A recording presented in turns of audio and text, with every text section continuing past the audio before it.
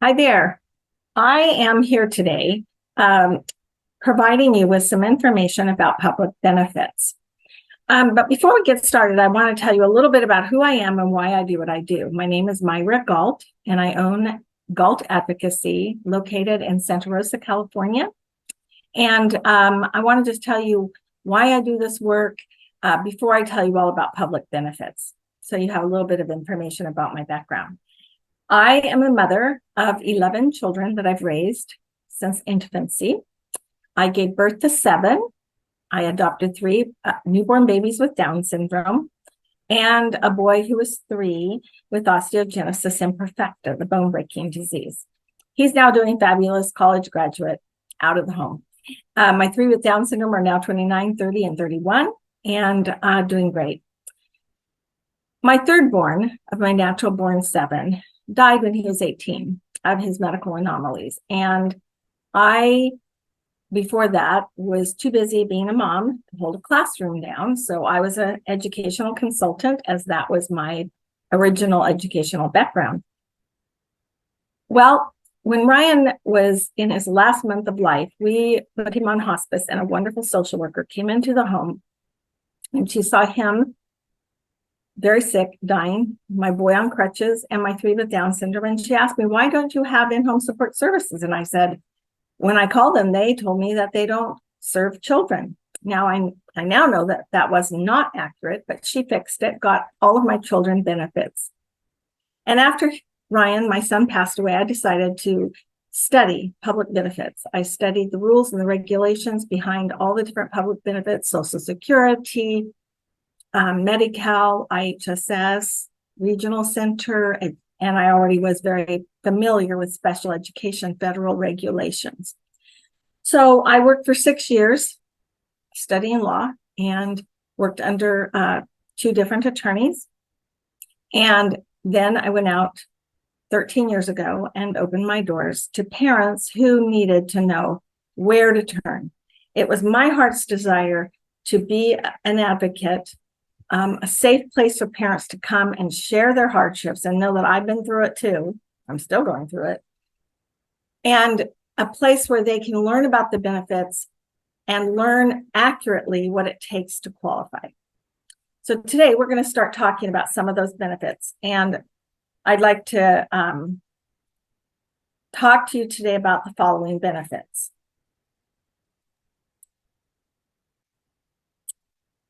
Okay, we're going to talk about Medi-Cal and in-home support services, IHSS, SSI, and regional center. Okay, Medi-Cal. Medi-Cal is kind of the backbone to a lot of things.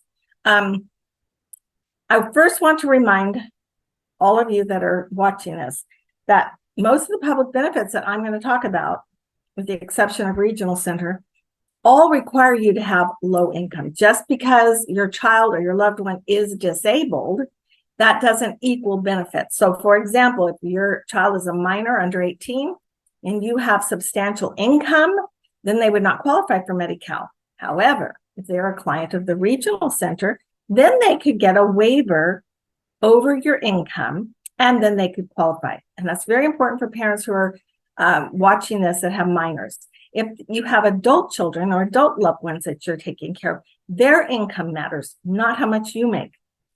So there are some benefits that when you get them, they automatically provide you with Medi-Cal, such as SSI, and we'll be talking about that in a little bit here.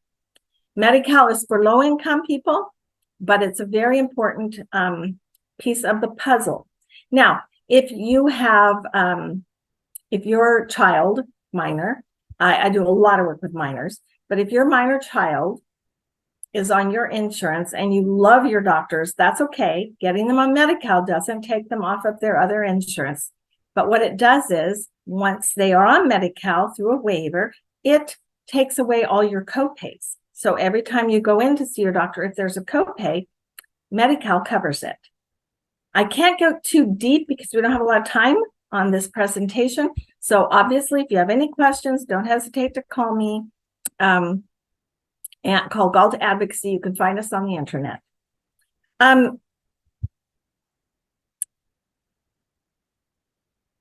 To be able to qualify for in-home support services, your loved one needs to be eligible for Medi-Cal. So that's the first step. The next step is in-home support services. And this is the program that I spend the majority of my time working with. It seems to be the benefit program that many parents and many caregivers have a really difficult time navigating. So I'm going to spend the bulk of my time in this particular benefit. And so we're going to start with it here. First of all, you have to have Medi-Cal. Second of all, what does it give you? What is in-home support services? Well, here in the state of California, about 20-something years ago, we decided through legislation to shut down all of our institutional settings for developmentally disabled individuals. And the reason for that is we have so many benefit programs that can care for them in their own home. It was the better option. So we no longer have those facilities in the state of California. And the idea is to help keep them in a loving environment in the home. So a parent can be the paid provider, a grandparent, another relative, a friend. If it's an adult over 18 or over, anyone can provide. If this is a minor, usually it's the parents. And there are certain rules around that, which I'm not going to get into too much today. You can always call my office if you want more clarification, or go on our Facebook page and you'll see there's a lot of videos that are posted on our Facebook page that give you a lot of information, okay? So there'll be gaps in what I share with you today, but just know you can go there and get more information. So what kinds of services does in-home support services provide? Well, the first group are called related services. This is preparing meals, cleaning meals up, doing laundry, shopping for food, shopping for other important things, and going to the pharmacy and getting medicines and all that. Now, there are rules around those categories for minors. So just so you know, a minor doesn't usually get hours in that category unless there's some kind of real exceptional need that's really out there. So we don't normally see children getting hours in those categories. The next group are non-medical personal services. Now, this is respiration assistance. That's if your loved one uses a CPAP machine or a nebulizer, or if they have to use an inhaler. Bowel and bladder care, that's where you help them in the bathroom. Now, that could be diapering. I have a 31-year-old with Down syndrome who still wears a diaper. It can be diapering. It can be as minimal as you have to go in and wipe them and remind them to wash their hands. Then there's feeding. Feeding has to do with getting the nutrition into themselves. So do they use their hands? Do they use a fork and spoon? Do you have to help them? If they're, 8 or 9 years old or 25 years old, and you still have to sit with them and make sure they eat, you get time in feeding to do that. Bed baths, that is for someone who is bedridden, okay? And we know if you're bedridden, you need the bed bath so that you don't get bed sores, and you need to be moved around. And so all of that you can be paid to do. Dressing. Now, dressing can be any of these categories, can be where you prompt a person with your tongue. You can say, get dressed. But if you don't prompt them, they're never going to get dressed. So prompting is one type of help. Actually dressing them is another.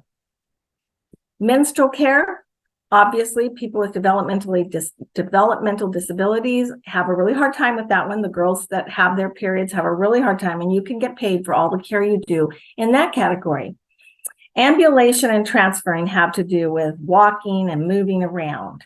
I have had children that need ambulate, even though they can run and run out in front of a car. Mom and dad have to carry them places because of their particular condition. So that can be an ambulation, or it could be that you have someone in a wheelchair and you have to get them in and out of the wheelchair. Bathing, oral hygiene, and grooming, that has to do with getting them clean in the shower or the tub, washing their hair, brushing their teeth, all the things you would do in that category. Rubbing the skin and repositioning, like I said, that goes kind of along with the bed baths. When someone needs to be repositioned every 30 minutes or every hour, you get paid to do that. Help with prosthesis, it has to do with helping them care for their glasses or their hearing aids, or if they have to have braces on their legs. A lot of people with cerebral palsy have that, and that counts. And it has to do with setting up their medications and getting their medications in a cassette for Monday, Tuesday, Wednesday, Thursday, Friday. You know what I mean. And then there are some other services that are a little different. First of all, if you have to take this person to and from medical appointments, you can get paid to do that. And depending on the issue, you can get paid for the time you have to wait for them, especially if they require you to be there with them so they don't run out the door. And places where you get services that, like IHSS, where someone, like school or a day program, getting them to and from those places. Paramedical services have to do with doing anything for your loved one that requires invasive care. For example, an enema, feeding tubes, catheter care, any of those kinds of things, injections. These are all things that you can be paid for that you're doing at home. Now, I have in big bold letters here, and protective supervision. And that is where I put most of my time and effort these days into this category. And the reason for that is it is a very difficult category to get people qualified to receive. And when people call us and want our help, and we see that they don't need protective supervision, they just need a few hours here and there, we tell them exactly what to do on their own. We don't even take their case unless they're elderly. We will take elderly patients. But protective supervision, this is the benefit that pays the family the top dollar. And so it is hard to get because there are people that have tried to get this benefit fraudulently. So counties are very careful in the vetting process and the assessment process in whether or not they grant this. Typically, I would say, I have one of my advocates here with me today. How many of your protective supervision cases actually have to go to hearing? 50%, 20%? What would you say? I'd say at least half of them. So she's a great advocate, and she is telling me half of her cases. Now I have 20 staff. I can't keep up with everybody. I just know what I have to do. So she's saying about half her cases, 5 out of 10, she'll get 5 where she gets the county to give it to the child or the client. And then she'll have 5 that the county will say no, and they'll say, go to a hearing, get a judge to order it. Now, is that because the person didn't qualify? No. What we've learned since we work through the whole state of California, there are some counties that just don't grant it. I'm not going to name those counties here in case there's some social worker watching or listening today, but there are specific counties that are very difficult. And we know who those are. So I would say, even with our advocates who really know how to help parents and people get protective supervision, even half of her cases go to hearing. Now, we're going to talk more about protective supervision. Okay, but let's step back now to all of the categories that we talked about before. that I talked about earlier, getting dressed, bathing, and all of that. You are going to report if you're a parent of an adult or a child, or you're a spouse, or you're just someone who's caring for somebody. You're going to tell the social worker, yes, I have to help Johnny dress. Now, she's not going to care how long it takes you, because it could take one person 20 minutes to do the same task it takes another person an hour to do, and the same task it takes another person 5 minutes to do. So the counties are instructed on how to determine how much time to pay you. So they have to rank first. So let's say for getting dressed, Johnny, or John if he's an adult, he cannot get his clothes out and pick them appropriate for the weather. And he needs prompts and reminders, put your legs in, okay, pull it up, but he can do it. He just needs all those reminders. We're going to rank him a rank 3. Okay. Now, it could be a 2, could be a 3. As you can see on this 5 would be he can't perform the function with or without human assistance. The person has to do it all for him. So we're going to rank him a 3. And then we go to the next page. And now this is how the counties decide how much time to pay the caregiver. This is the hourly task guidelines. And this is a little bit older, but it's the same as what they use now, only they now have a low, a medium, and a high. And for the purposes of this presentation, I grabbed this one because it still gives us basic information. The numbers are the same for the low and the high, even on the newer form. So let's go to the dressing category.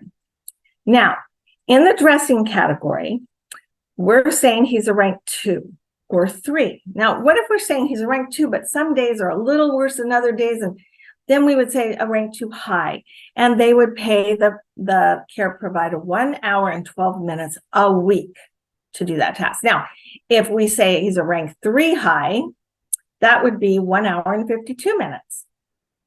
So you kind of get the idea. That's how they determine how much time and how, and then you get that time, and then your county has an hourly wage.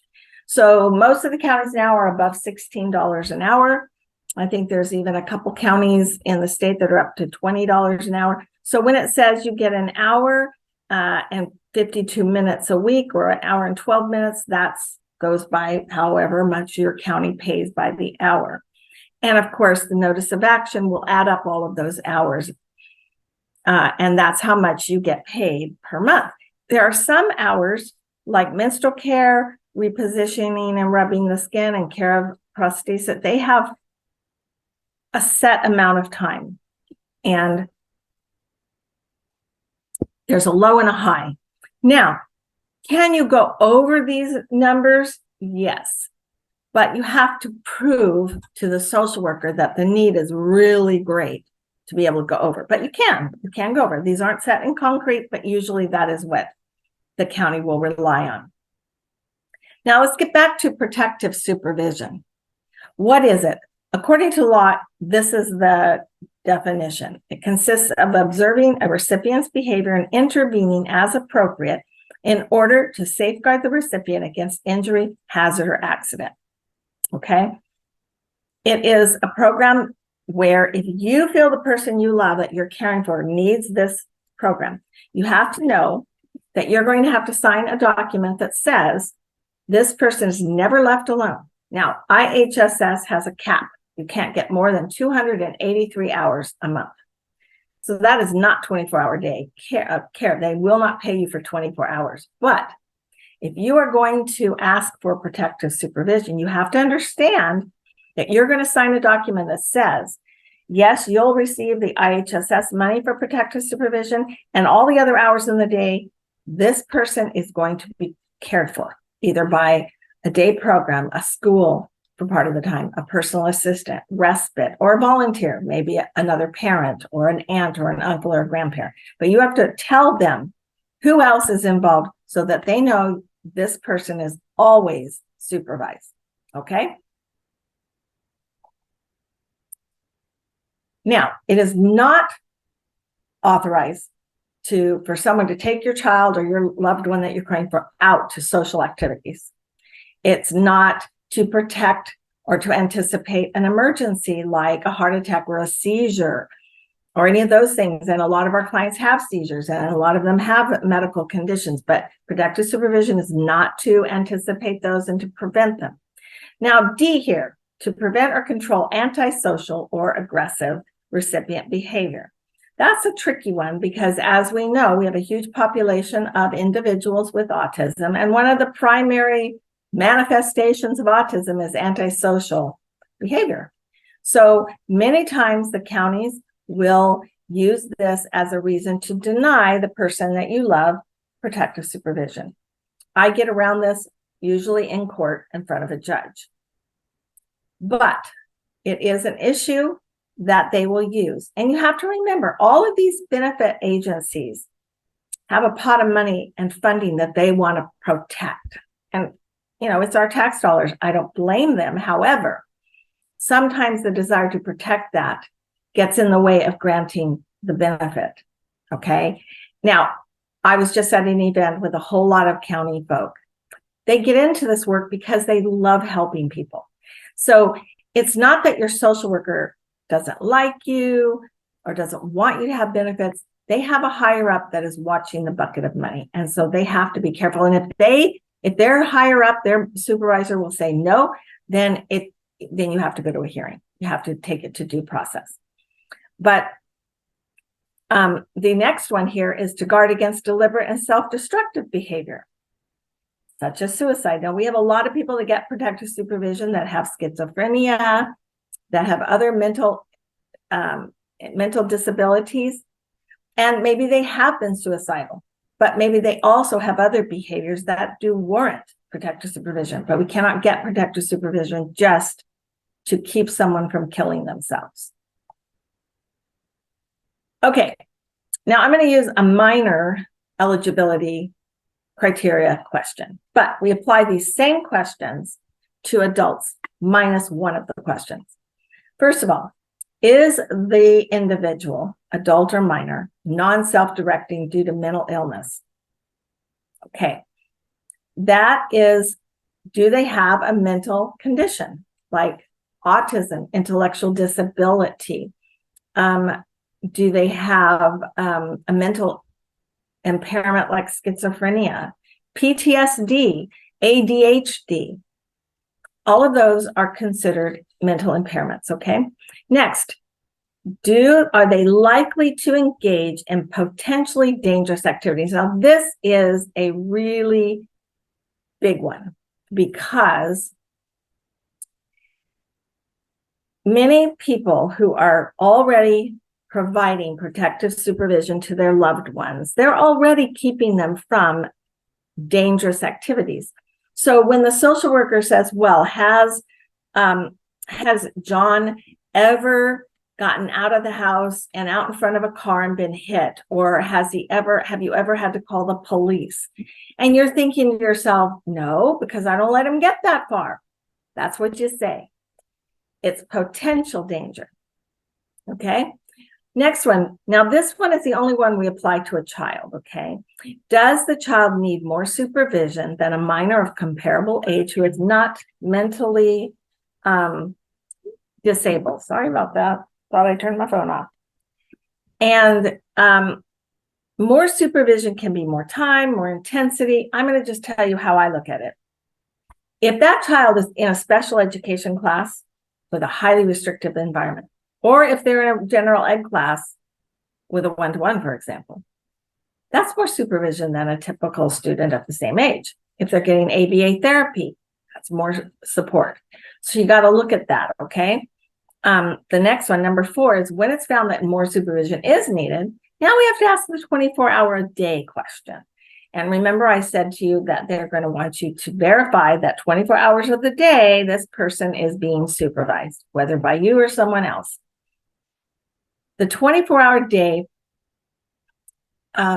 eligibility criteria is met according to the law, if your loved one has the physical ability to engage in dangerous behavior or potentially dangerous behavior anytime they are awake or any time of the day or night. Now, the next thing the county has to do for protective supervision is they need to consider this person's memory, orientation, and judgment. Their disability, their intellectual disability, must compromise their memory, orientation, and judgment. They must have poor memory. For example, they can't remember their birth date or their name or their address, and they're 25 years old.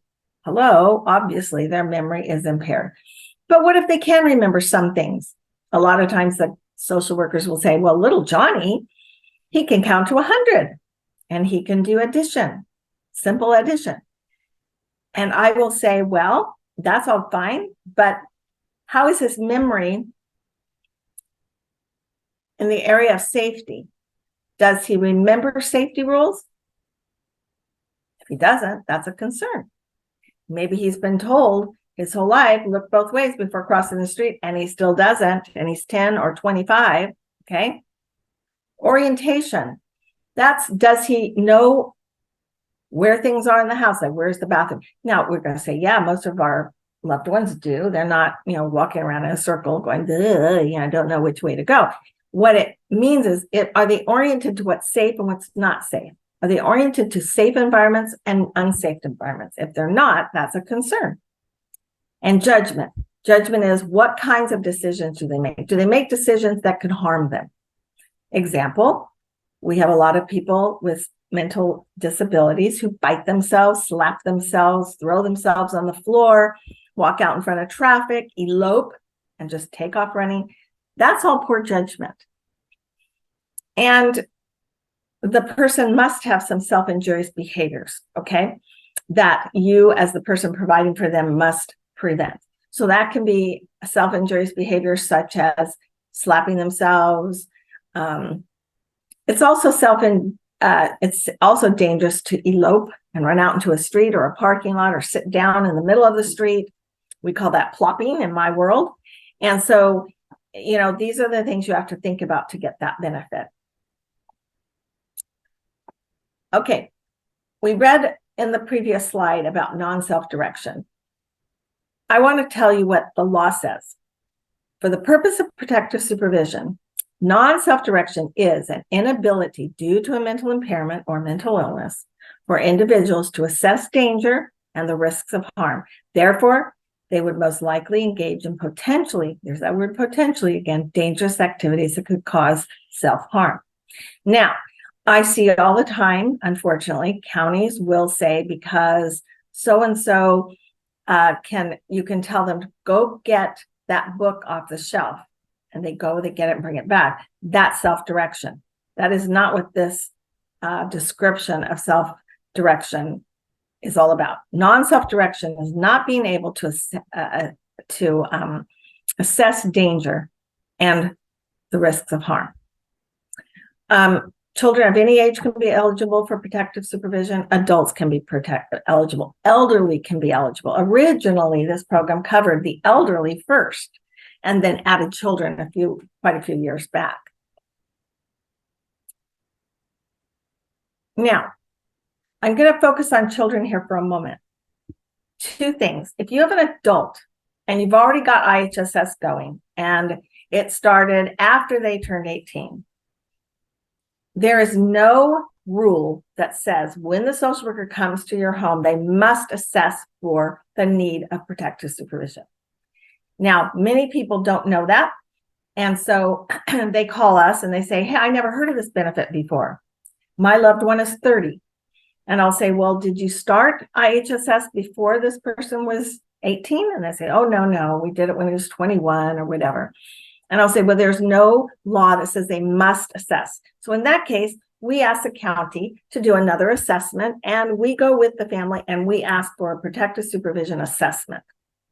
But the law says children must be assessed. And I want to go through that with you, because if you have a child already on IHSS, or you have an adult that was on IHSS before they turned 18 and you didn't know about protective supervision, I want you to know this, because in some cases, we can go back quite a few years and get it for the people that didn't get it. So here's what the social workers are required to do. They're to assess all minors. Eligible minors means anyone under 18 that is eligible for IHSS for a mental impairment or mental illness. And they're to request that the parent or the guardian obtain available information and documentation about the existence of their mental impairment. They're to evaluate the mentally impaired minor and, like we said, memory, orientation, judgment. And then, back one. Then they're to evaluate even if there are no previous injuries. Now remember, they'll say, have you called the police? Have they been hit by a car? And you say, no, I make sure they're safe.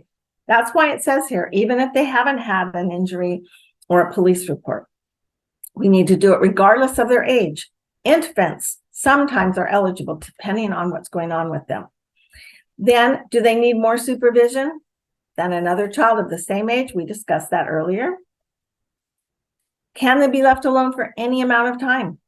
Now, the regulations say someone who needs IHSS protective supervision can be left alone for 15 or 20 minutes at a stretch.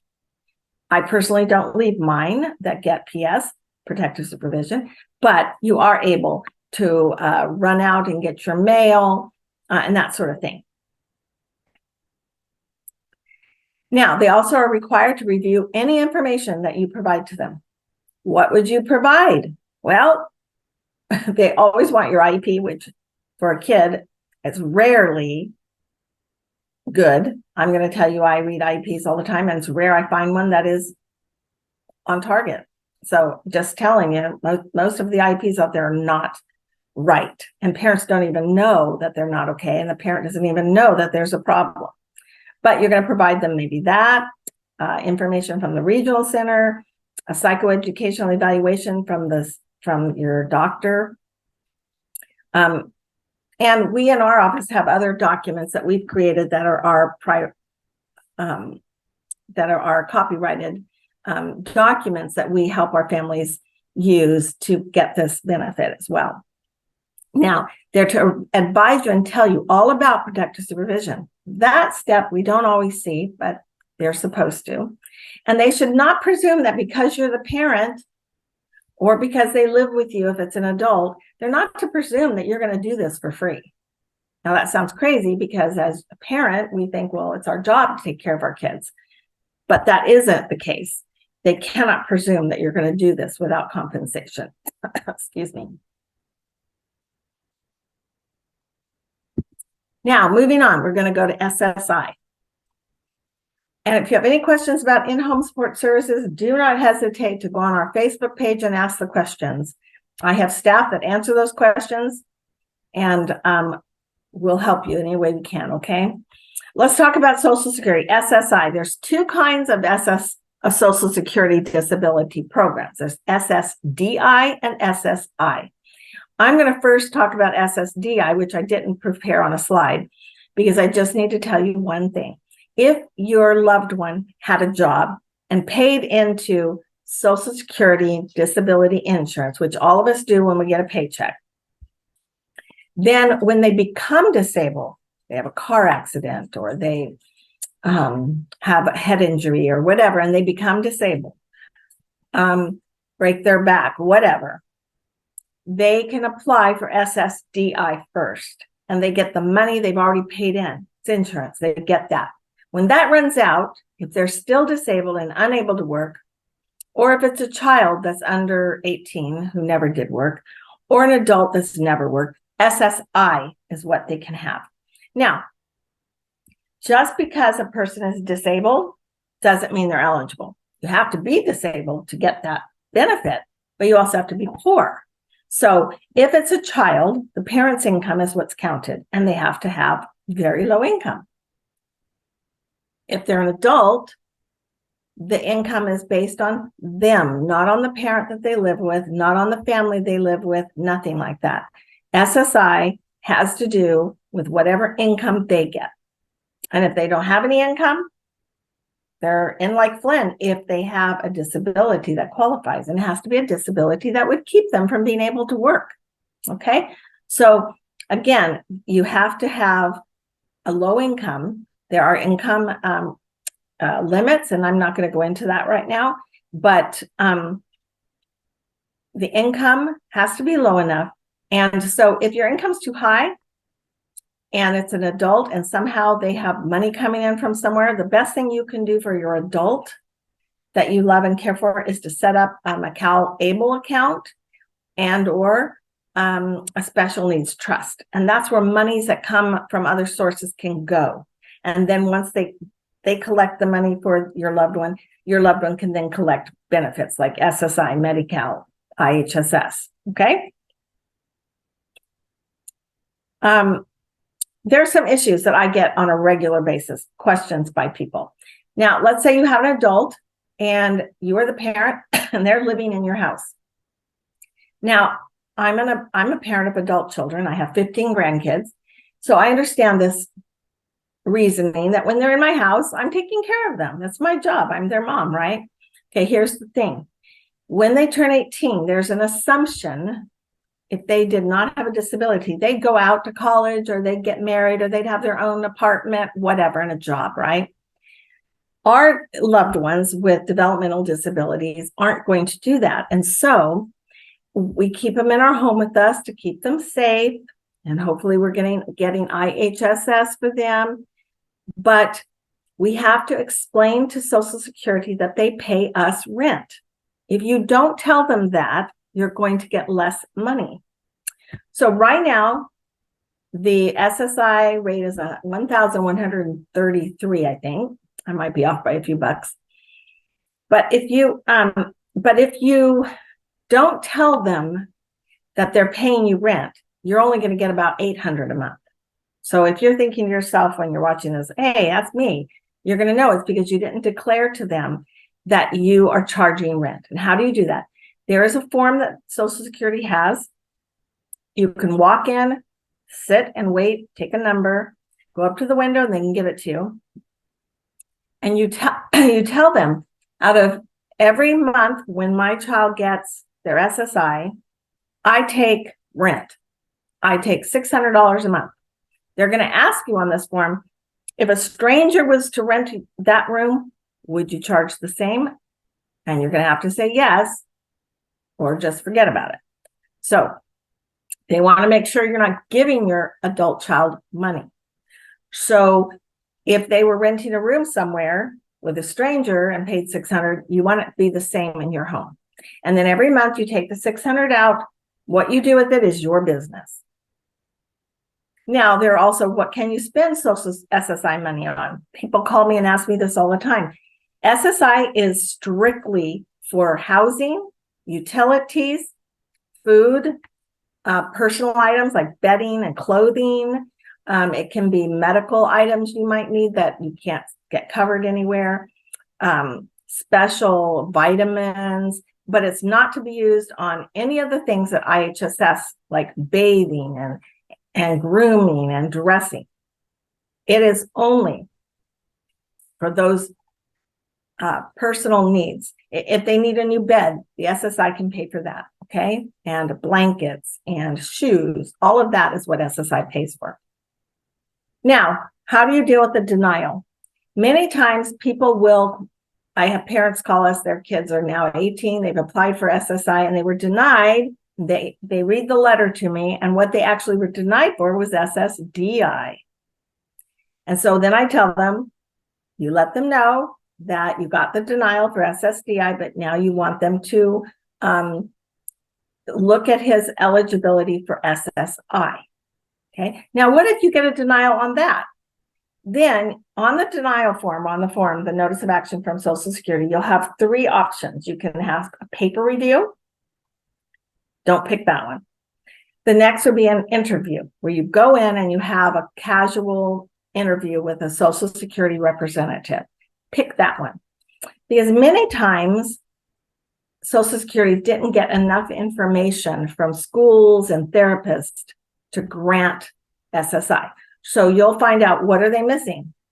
Do they need more documentation from the school, from the doctor? You'll find that out.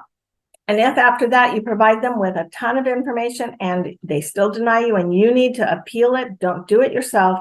There's a phone book full of Social Security attorneys. I used to do Social Security cases, but I don't anymore because there's a ton of attorneys that do it. And they should not charge you. They should work with you, and they get paid through Social Security on the other end. Okay, Regional Center. Regional Center is as an organization that we have here in California, but the other states do not have. We are blessed. They function under a group of laws called the Lanterman Act. And these laws pertain to people with developmental disabilities. How can you be eligible? Well, autism.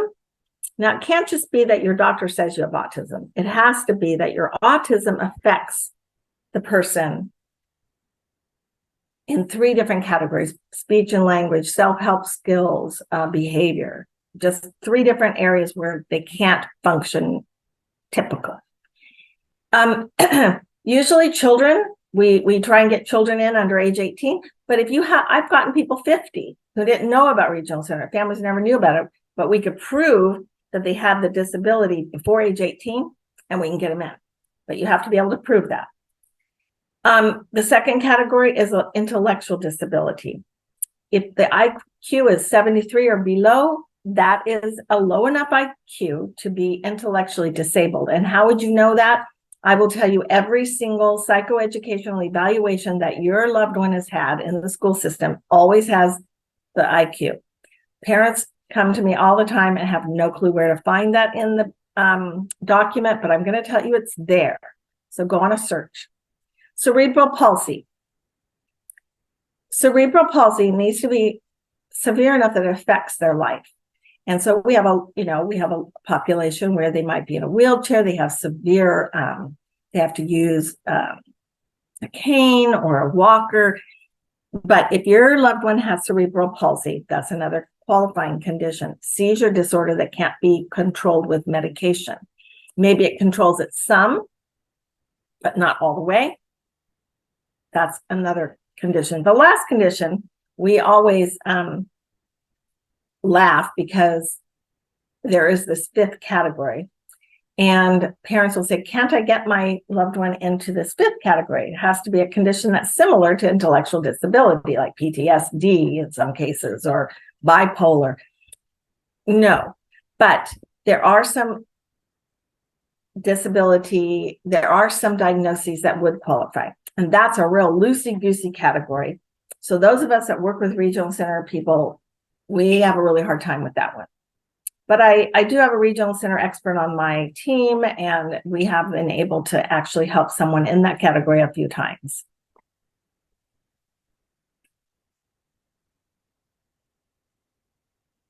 that my last page? I think it's my last page. So today, I hope that you have, well, you know what? I'm going to back up. I'm not going to close this off yet. I want to talk to you a little bit about what Regional Center can do for you. Regional Center trains their care managers not to suggest or give you any services. You have to ask for it. So if you don't know what to ask for, how are you going to ask, right? So let me just give you some ideas. Respite. Lots of people know about respite. Respite. That's where you can get a little rest for a bit while your loved one is being watched by someone in your home. Then there's also a personal assistant. A personal assistant is someone that can take your loved one out and about and do things. I have a personal assistant for each of my girls with Down syndrome and my boy. And so this person takes, for example, my daughter Molly, her personal assistant Sarah takes her out to get her nails done, takes her out shopping, takes her doing things that help build her confidence and her ability to be out in public. Okay, so there's personal assistants. They can also provide for you if you're blind. They can provide tracks in the house. They can also provide if you're in a wheelchair. If your loved one's in a wheelchair, they can get you the wheelchair ramps that go into your, or the wheelchair accessories that go into a van accessible support. So there's a lot of stuff they can do. I could sit here and name tons, but they also will pay for programs for your child or your loved one. So, for example, they pay for my daughters who are adults to do a dance program for disabled individuals. They also paid for them to be in a dance program for typical people that allowed girls with Down syndrome. So there's all these programs or different things that they can do. There's also the self-determination program, which I cannot get into, but it's coming down the pike. And if you have loved ones in regional centers, you need to know about it. So you can call our agency if you want and get help from our regional center expert. None of that costs you a dime. So we give a lot of free advice to everyone that calls. So today, I hope I was able to kind of quickly, in the time that they've given me, enlighten you on what benefits are out there and how to get them. I'm sorry we don't have a question and answer session, but please don't hesitate to email me at Galt Advocacy or my staff, or call our front desk, and someone on our team could answer your questions. So that's Galt Advocacy, Galt Advocacy. You can find us on the internet. I hope you have a blessed day. I hope this was helpful.